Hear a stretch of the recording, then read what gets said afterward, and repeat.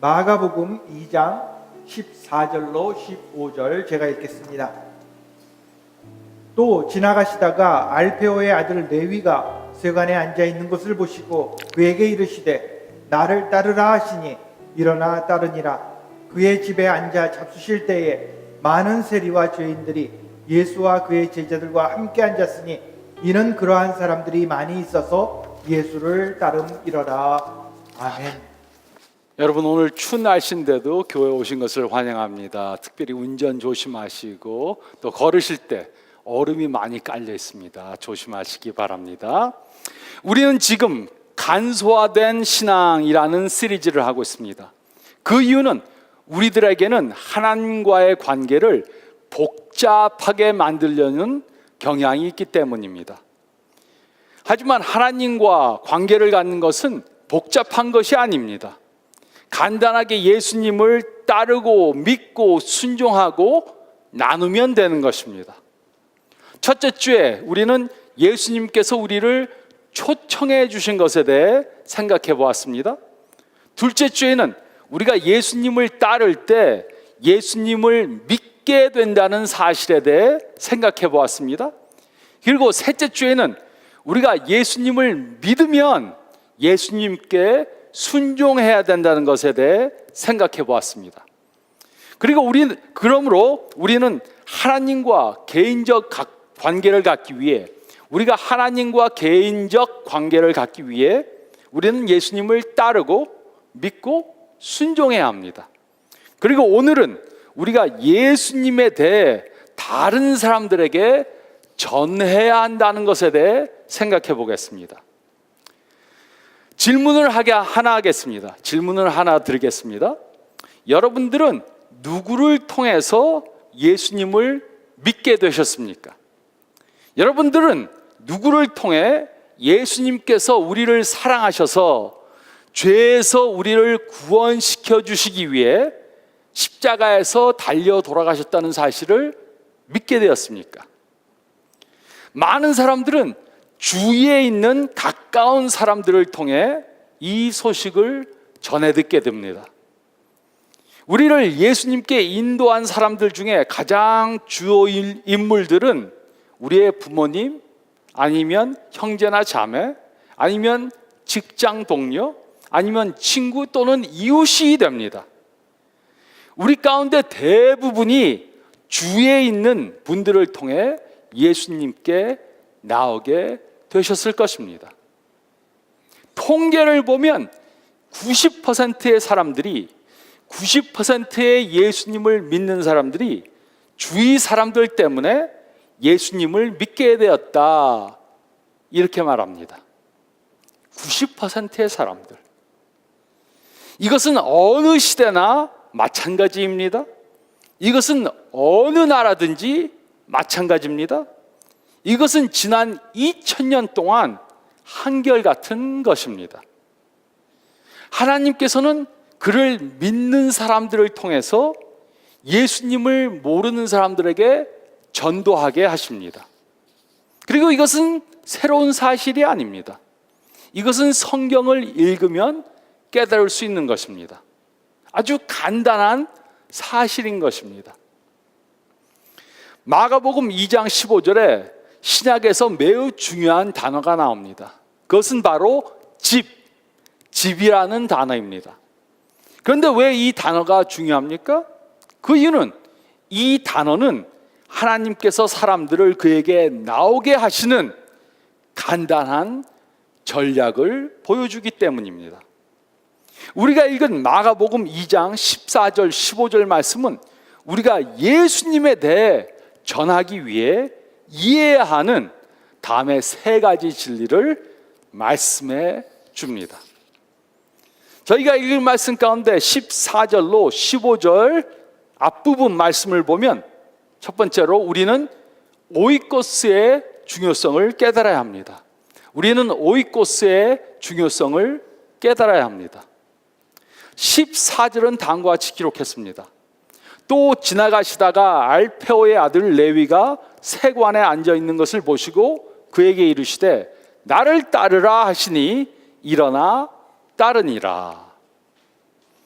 레위는 마태복음을 기록한 마태와 동일한 사람입니다. 레위는 아마도 예수님이 하신 일에 대해 듣고 예수님의 말씀을 들은 적이 있었을 것입니다. 그리고 그는 예수님이 평범한 분이 아니심을 깨달았을 것입니다.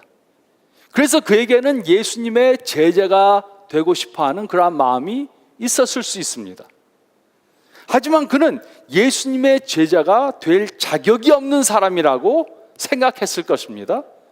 그 이유는 그는 세리였기 때문입니다. 하지만 예수님께서는 마태를 보고 나를 따르라고 말씀하셨습니다. 이 말씀을 들은 마태는 너무 기뻐서 즉시 일어나 예수님을 따랐습니다. 15절 첫째 부분은 다음과 같이 기록했습니다. 그의 집에 앉아 잡수실 때, 이 말씀을 보면 마태는 예수님을 자신의 집에 초대했다 이렇게 말하고 있습니다. 그리고 이곳에 쓰인 집이라는 단어는 헬라어로는 오이코스입니다. 오이코스란 집 아니면 가족이란 의미를 가지고 있습니다. 그리고 예수님 당시 오이코스에는 배우자, 부모, 아이들, 형제, 자매, 친척, 친구, 또 손님까지도, 또 이 집에서 일하는 사람들까지도 전부 다 포함되었습니다.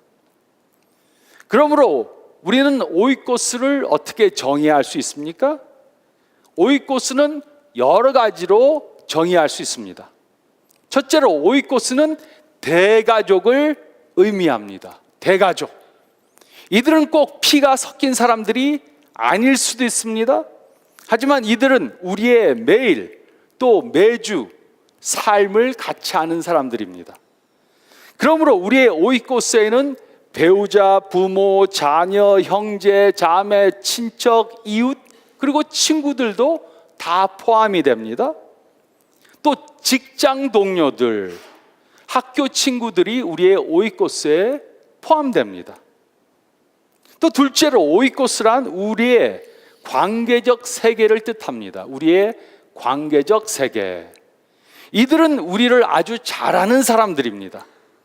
많은 사람들은 우리가 예수님의 제자라는 것을 들어서 알 수 있습니다. 그러나 우리의 오이코스에 속한 사람들은 우리가 예수님을 믿는 사람이라 하는 것을 말만 들어서 아는 것이 아니고 우리가 어떤 행동을 하고 있는가 보아서 알 수 있는 사람들입니다. 또 셋째로 오이코스란 8에서 15명의 사람들을 가리킵니다. 누구에게나 대략 가깝게 지내는 8에서 15명의 사람들이 있습니다. 우리와 가까운 사람들을 나열해 보면 보통 평균적으로 8명에서 15명 가량이 됩니다. 어떤 사람들은 매우 외향적이라서 15명이 넘는 가까운 사람들을 가질 수 있습니다.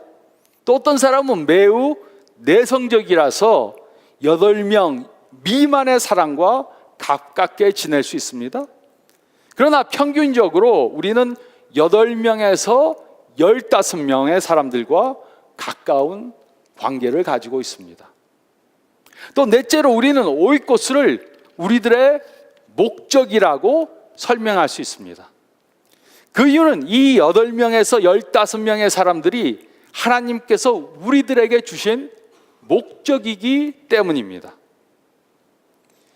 여러분들은 오늘 하루가 하나님께서 여러분들에게 주신 선물이심을 믿습니까?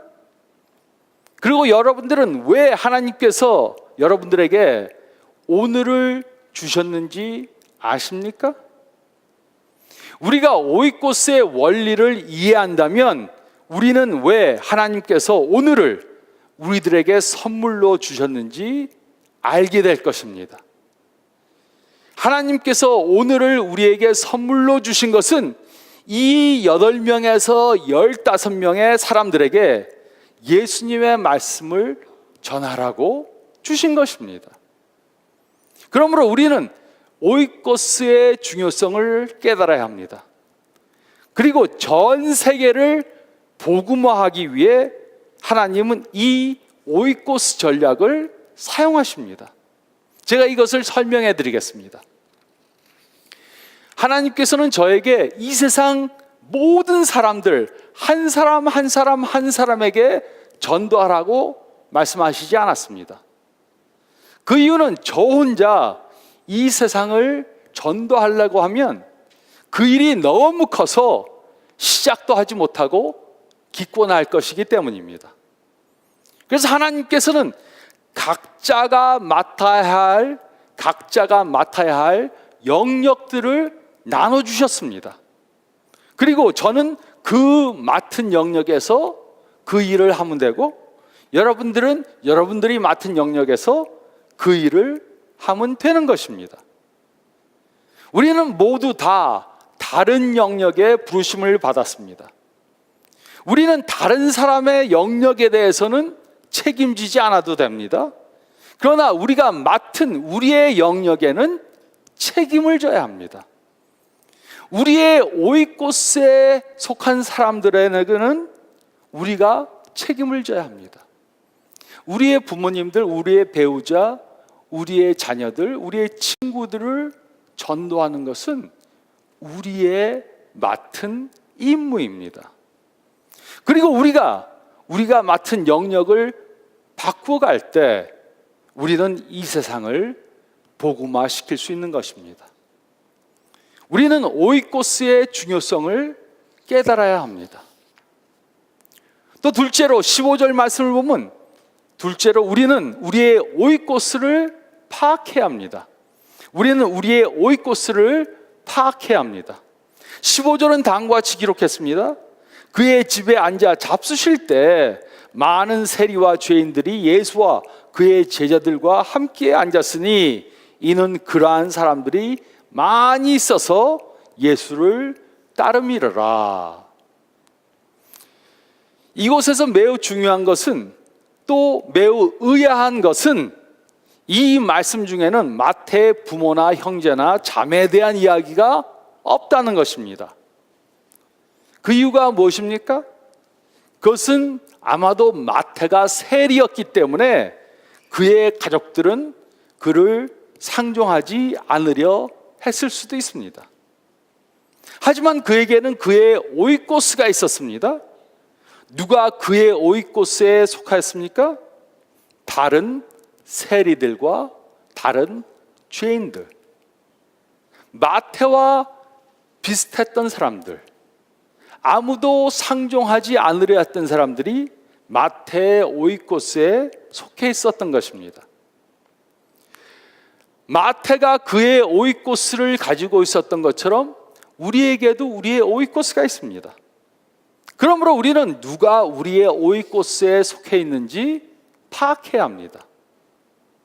그리고 우리가 우리 안에, 우리 오이코스 안에 누가 속해 있는가, 그것을 파악하기 위해 생각해야 하는 것이 있습니다.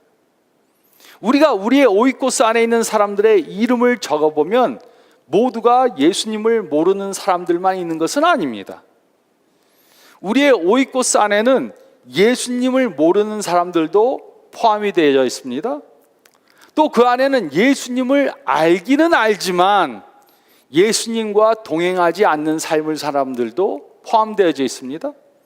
또 그 안에는 예수님을 잘 믿고 예수님을 따라 성장하는 삶을 사는 그러한 사람들도 포함되어져 있습니다. 하지만 우리가 우리의 오이코스의 명단을 만들기 위해 그 사람들의 이름들을 다 나열해야 합니다. 우리는 나와 삶을 나누는 사람들을 전부 그 명단에 포함시켜야 합니다. 예수님을 믿은 지 오래된 사람들은, 예수님을 오랫동안 믿은 사람들은 예수님을 모르는 사람들을 많이 모를 수도 있습니다. 하지만 누구에게든지 그 오이코스 안에는 예수님을 모르는 사람들이 포함되어져 있을 것입니다. 그러므로 이것이 우리가 해야 하는 것입니다. 첫째로 우리는 우리의 오이코스 명단을 작성해야 합니다. 그 목록 안에 8에서 15명의 사람들을 써야 합니다. 그 안에 누가 포함될 것인가 하는 것은 우리가 선택하는 것이 아닙니다. 그냥 하나님께서 우리의 오이코스에 불러주신 사람들을 다 기록하면 됩니다. 모든 사람들의 이름을 다 기록해야 합니다. 그럴 때 그 안에는 내가 좋아하는 사람들이 있을 것입니다. 또 그 명단 안에는 내가 별로 좋아하지 않는 사람들도 포함될 수 있습니다. 우리는 우리의 오이코스 안에 속한 사람들을 전부 다 포함시켜야 합니다. 그리고 그 이름을 나열해야 합니다. 우리 중에 결혼을 하신 분들은 이 목록을 배우자에게 보여주고 또 이 안에 누구를 써야 할지 물어보셔야 합니다. 그러면 생각하지 못했던 사람들의 이름을 말해줄 수 있습니다. 또 자녀들이 있는 분들은 자녀들에게 명단에 대해서 설명해주고 누가 그 명단에 들어가야 하는지 물어봐야 합니다. 그러면 그들은 또 다른 이름을 말해줄 수 있습니다. 우리는 우리의 오이코스 명단을 작성해야 합니다. 그리고 둘째로 우리는 그 명단을 자주 수정해야 합니다. 그 이유는 우리의 오이코스는 계속해서 바뀌기 때문입니다. 사람들은 우리의 오이코스 안에 들어갔다가 또 나갈 수 있어야 됩니다. 들어왔다 나갈 수 있습니다. 어떤 사람은 이사를 갑니다. 어떤 사람은 직장을 바꿉니다. 또 어떤 사람은 하나님이 부르셔서 이 세상을 떠날 수도 있습니다. 그러므로 우리는 우리의 오이코스 명단을 계속해서 수정해야 합니다. 그리고 셋째로 우리는 오이코스에 있는 사람들을 위해 매일 기도해야 합니다. 일주일에 한 번이나 한 달에 한 번 기도하면 안 되고 매일 기도해야 합니다. 이미 예수님을 믿은 사람들은 그들이 계속해서 신앙으로 성장하고 예수님을 따르게 기도해야 합니다. 또한 그들을 격려하기 위해 계속해서 그들을 위해 기도해야 합니다. 또 예수님을 알지만 현재 신앙생활을 하고 있지 않는 사람들을 위해 기도해야 합니다. 보통 교회를 다니다 교회를 떠나간 분들은 다른 사람에게 상처를 받아서 교회를 떠났을 그러한 경우가 많습니다. 그렇기 때문에 기도할 때마다 그들의 상처가 회복되고 그들이 신앙생활을 하고 교회로 돌아오게 그들을 위해 기도해야 합니다. 그리고 예수님을 아직 믿지 않는 분들을 위해서도 기도해야 합니다. 그들이 마음문을 열고 하나님 앞에 나올 수 있도록 기도해야 합니다. 그래서 우리는 우리의 오이코스 명단을 만들고 그것을 계속해서 수정하고 그 명단에 있는 사람들을 위해서 매일 기도해야 합니다. 하지만 이것만으로는 충분하지 않습니다. 우리에게는 또 다른 한 가지 할 것이 있습니다. 셋째로 우리가 읽은 말씀 가운데 15절 말씀을 다시 보면은 우리는 오이코스에 속한 사람들을 예수님께 초청해야 합니다. 우리는 오이코스에 속한 사람들을 예수님께 초청해야 합니다. 15절은 다음과 같이 기록했습니다. 그의 집에 앉아 잡수실 때 많은 세리와 교인들이 예수와 그의 제자들과 함께 앉았으니 이는 그러한 사람들이 많이 있어서 예수를 따랐음이라. 마태는 예수님을 자기 집에 초청했습니다. 그리고 또 그때 자기 친구들을 예수님을 만날 수 있도록 초청했습니다.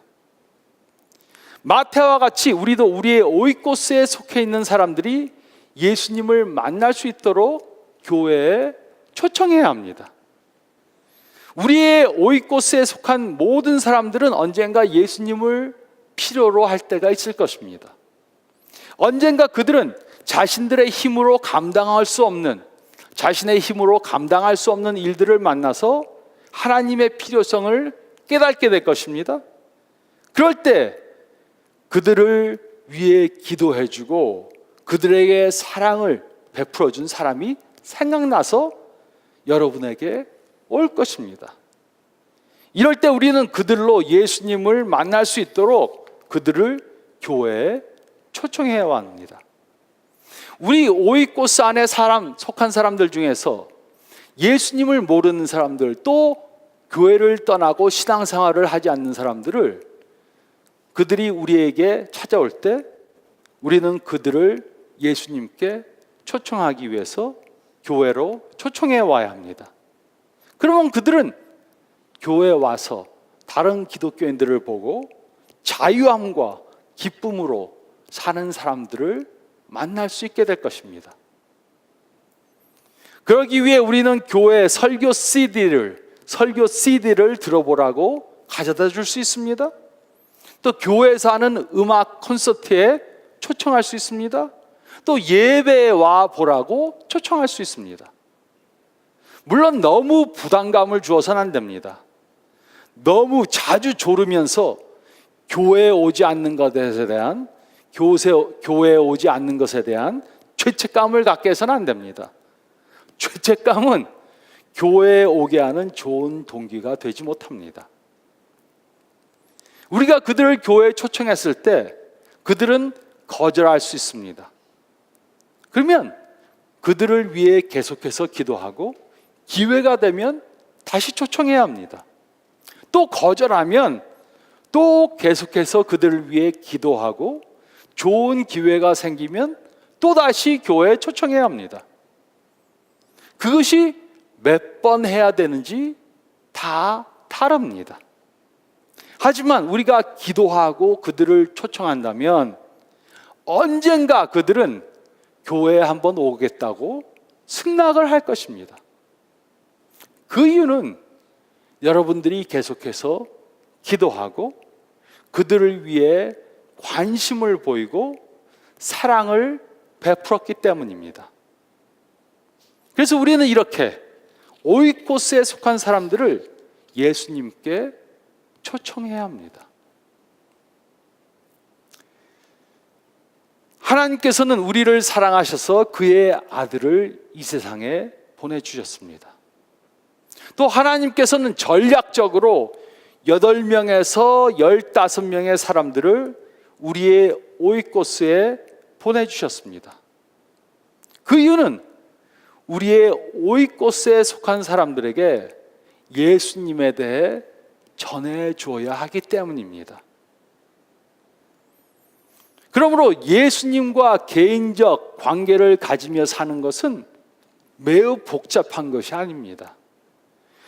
여러 가지, 수십 가지를 해야 하는 것이 아닙니다.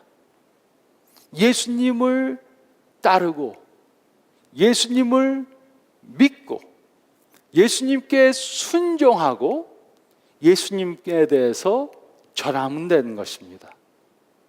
먼저 예수님을 간단하게 따르고 예수님을 따르다 보니까 예수님을 믿게 되고 예수님이 하나님의 아들이란 것을 믿으면 그 말씀에 순종하고 예수님께 순종하다 보니까 그 받은 축복이 너무 커서 이 기쁜 소식을 누구에게 좀 알려야 되겠다. 예수님께 축복을 받지 못하고 사는 사람들에게 전도해야 되겠다. 이래서 예수님한테 예수님에 대해 전하면 되는 것입니다. 예수님과 개인적 관계를 갖고 사는 것은 어려운 것이 아니고 간단한 것입니다. 따르고 믿고 순종하고 나누면 되는 것입니다. 이러한 간소한 믿음을 갖고 예수님이 기뻐하시는 2019년 삶을 사시는 저와 여러분들이 되시기를 예수님의 이름으로 축원드립니다.